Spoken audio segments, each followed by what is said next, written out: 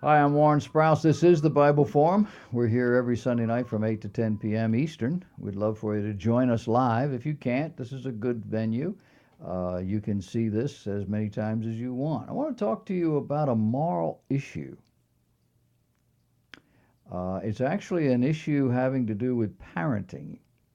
I've written about this at my website, tribiblicalcounseling.org. But it revolves around the child who fell into the gorilla compound. You've heard the story, the Cincinnati Zoo. Zoo officials said a 4-year-old climbed through a barrier at the Gorilla World exhibit, dropping 15 feet into the moat. He was there for about 10 minutes. 2 female gorillas were in that enclosure. The zoo staff instructed those gorillas to leave that enclosure, and they did. But the male gorilla, Harambe, was having no part of it. Males are like that. A witness, Kim O'Connor, said she heard the boy say he wanted to get in the water with the gorillas. She said the boy's mother was with several other young children. Turns out the mother and father have 5 children. According to Kim, she said the mother's like, "No, you're not. No, you're not." Well, apparently he got loose, and he did. And the Twitter world rose up in outrage that the gorilla was killed. The general opinion is that the mother was negligent, that the protection against this sort of thing was insufficient, and the gorilla was just curious. Apparently, gorillas have rights too. Well, Jungle Jack Hanna said the zoo was absolutely correct in what they did. He said the females obeyed zoo trainers to leave the compound. The male did not. That the male was clearly upset and had dragged and thrown the child around. That the child was in imminent danger, if not then, sooner or later. The idea of shooting this animal with tranquilizers would have taken far too long to actually work, given Harambe's agitated state. He was psyched up. Every expert question has agreed with the zoo's employees who were dealing with an on-the-spot decision. All the experts except Dr. Jane Goodall. She says Harambe was simply inquisitive. Reality? People who are educated, trained, experienced with this sort of thing know a whole lot more than Twitter addicts. This mother was with a number of children. We don't know how many. It may have just been her children, as it turns out. But she administers a daycare facility.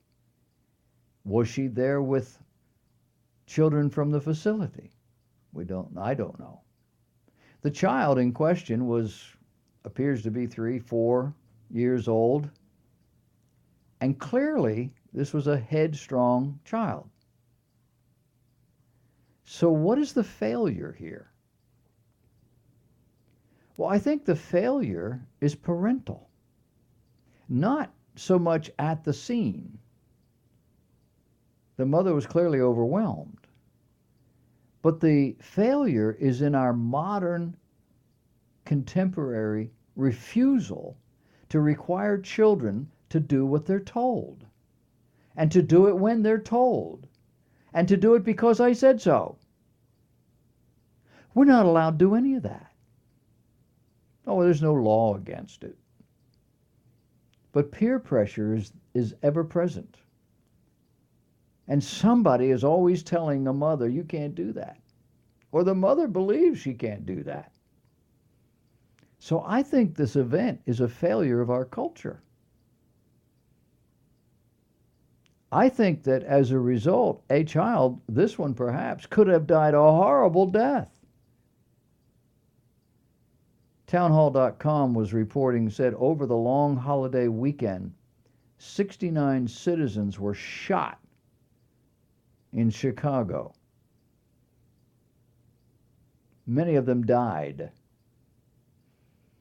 At the same time, a gorilla named Harambe was shot after a toddler fell into the animal's enclosure at the Cincinnati Zoo. ABC, CBS, NBC spent 54 times more on the death of one gorilla than they did on the shootings and, in many cases, death of human beings in Chicago. Since the death of Harambe, the gorilla, on Saturday, the three networks have dedicated a total of 55 minutes, 7 seconds to the story during their morning and evening news shows. In contrast, ABC and CBS offered just 1 minute and 1 second to the Chicago shootings. NBC, nothing. Couldn't give up a second. 50,000 people offered their informed opinion via Twitter and the like. This is our culture. This is our society. What have we become? We have not become better parents. We really don't know much about parenting. We kind of know where babies come from, but we don't really know much about them. What is a baby? A baby is a tyrant. Oh, yes, he is. Oh, yes, she is. A tyrant. If you do not take control and train that baby will continue being a tyrant until the world trains that child. Mothers today don't want their babies to cry. Doctors and psychologists and experts and grandmothers all know that babies have to cry. Let them cry. Not long enough to get sick, but they need to cry. Why? They even tell us studies that show that if you don't let a child cry him or herself to sleep, that it takes years for them to learn how to go to sleep, how to go to bed and go to sleep. And they wake up in the middle of the night. There's something missing. But if you let them cry, they learn. But if you're like me and my wife, you got to ask, how long do I let them cry? And the experts say about 30 minutes, 28. Or if it appears they're going to make themselves sick, you don't let that happen. But they're crying because they're throwing a fit. They want what they want when they want it, and they don't want to be told what to do. And as the adult in the room, your job is to teach them that life doesn't work that way. It's called parenting. Do you let your child have whatever it wants whenever it wants it? Do you make life easy for that child? Give them everything they want or need?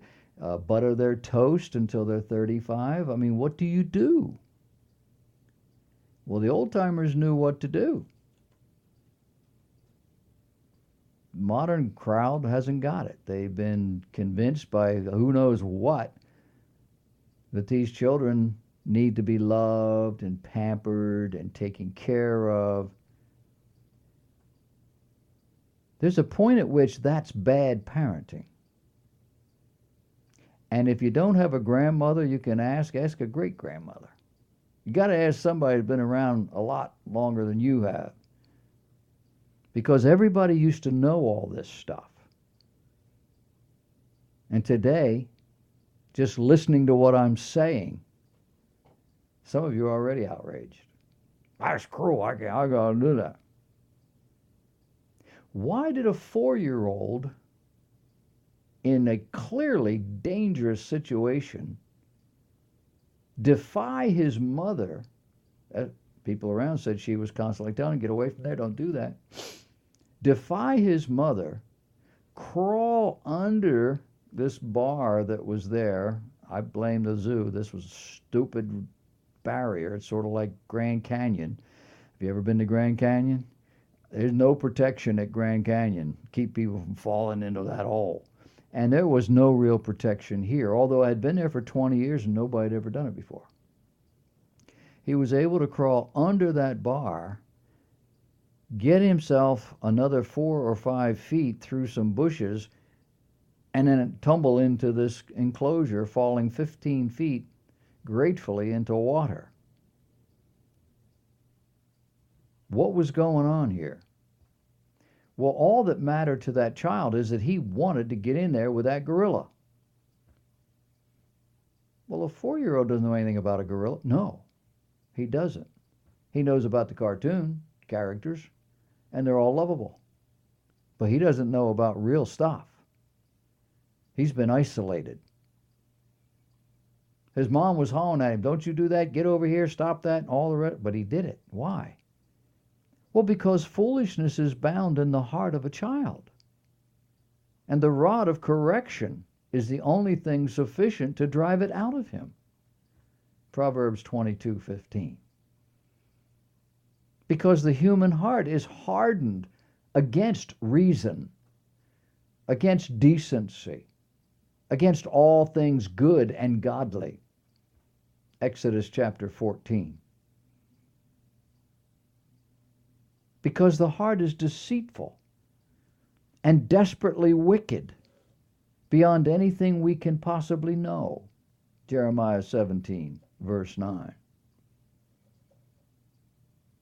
And because we as a society have been conditioned to mind our own business, to not get involved, to not interfere, because there were other people around.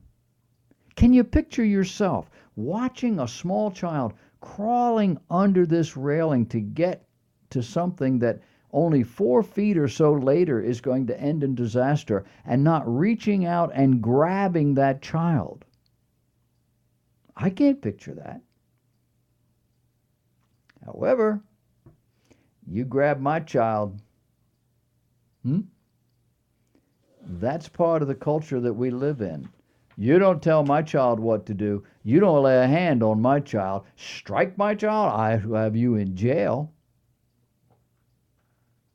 Well, the Bible places blame squarely on the human heart. Out of the heart, Jesus said, comes the thoughts and the murders and the adulteries and the fornications and the thefts and the lies and the blasphemies of life. Matthew chapter 15. If these things are not driven out of a child, they grow into an adult and they harbor these same things. But our culture has been corrupted. There was a time when a man would not marry until he was convinced he could take care of a family. There was a time when a woman would accept responsibility for her actions and she would raise her child. There was a time when children accepted responsibility for their actions and their attitudes toward others. There was a time when a family pulled together, no matter what. Today, if I'm uncomfortable, if I'm unsatisfied, if I'm unfulfilled, I have the right, the legal right, to break my solemn vows and promises and commitments and leave that marriage because I owe it to myself.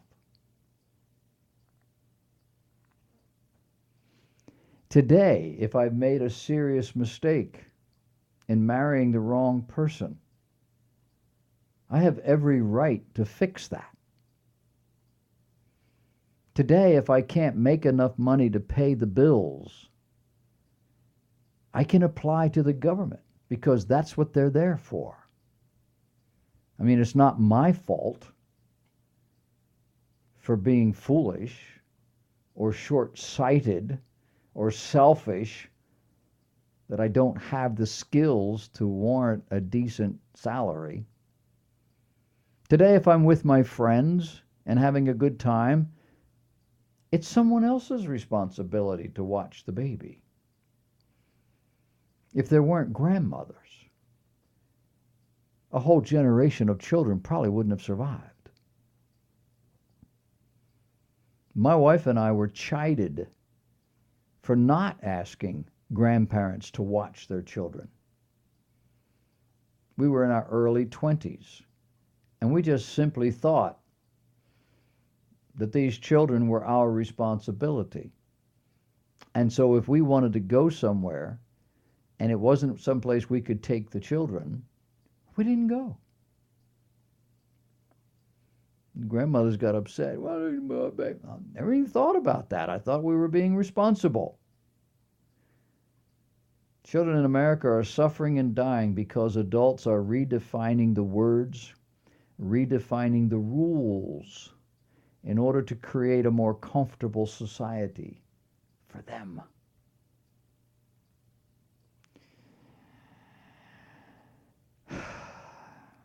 Children are an heritage of the Lord. We need to raise them up in the nurture and admonition of the Lord. And we need to do that together. And if we had that, this little boy would never have done what he did.